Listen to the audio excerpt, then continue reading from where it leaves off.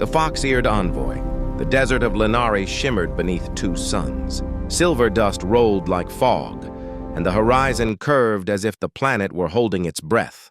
Through that endless sky, a human shuttle fell, a streak of fire cutting silence in half. When the wreck stopped smoking, only Eli was alive. His suit was torn, oxygen fading. He staggered through the dunes, the heat humming like an engine, the wind whispering in a language he could not yet understand. He walked until his body refused. The desert tilted, blurred, and then, through the haze, a figure appeared, a woman. Not human, yet near enough that his mind tried to fit her into the shape of a dream. Her skin glowed faintly in the sun's twin light.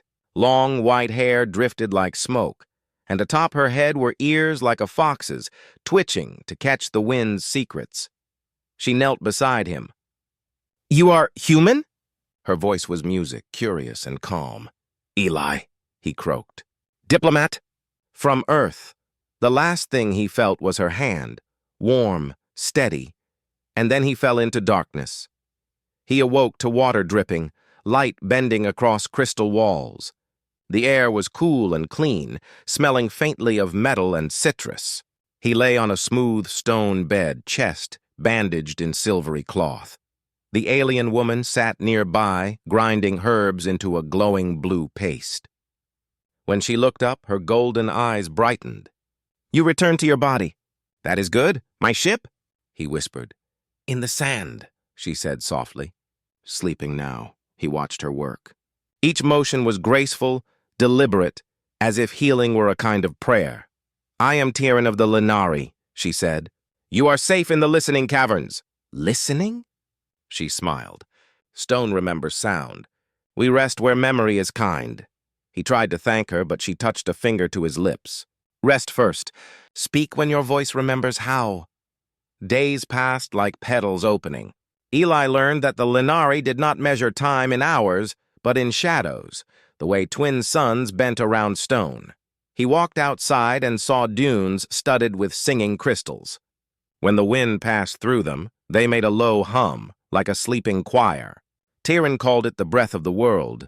At dusk, the light softened to violet.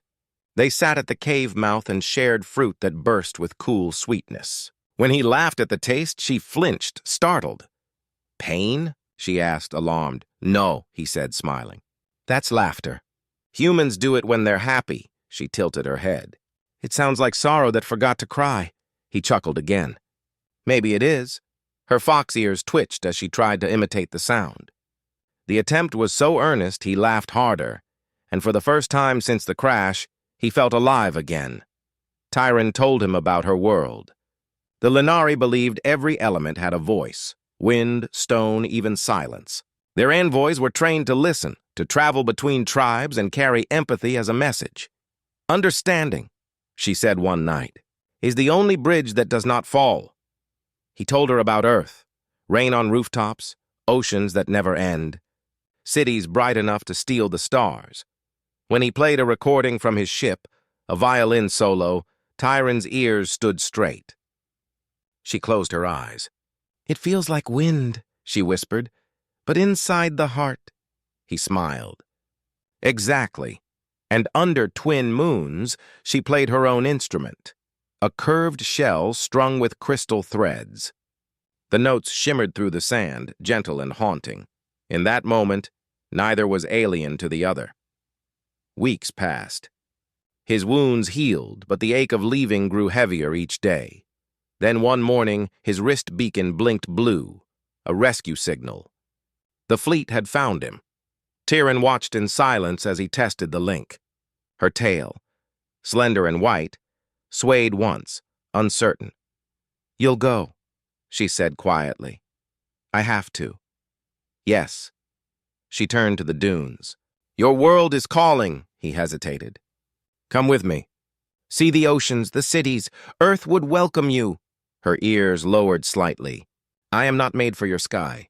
I am a bridge, not a traveler. My song belongs here." He stepped closer. "Then what do I take back with me?" She looked up, eyes warm and bright as twin suns. "Take this, that humans are louder than storms, fragile as sand, Yet you shine even when broken. You teach the universe how to feel. His throat tightened. Tyron. She touched his chest, 2 fingers over his heart. When you breathe, remember the sound of the desert. It listened still. The rescue craft descended in a swirl of dust. Eli stood by the ramp, the wind pulling at his jacket. Tyron waited a few paces away, her silver hair whipping across her face. He didn't want to blink, afraid she'd vanish if he did. "Will I see you again?" he called, her ears flicked, catching his voice. "When the stars remember your song, Eli of Earth, I will hear it." Then she turned, walking back toward the dunes. Her footprints lingered for a moment. Then the wind, ever gentle, carried them away. Years later, as Earth's first ambassador to the Lenari, Eli often stood before the great viewport of his ship, watching the desert world turn below. Music filled the cabin, that same violin piece. Now joined by a faint harmony, almost imperceptible, he smiled.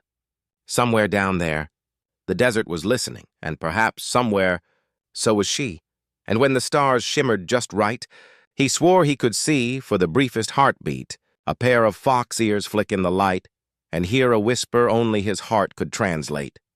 The desert never forgets its first friend.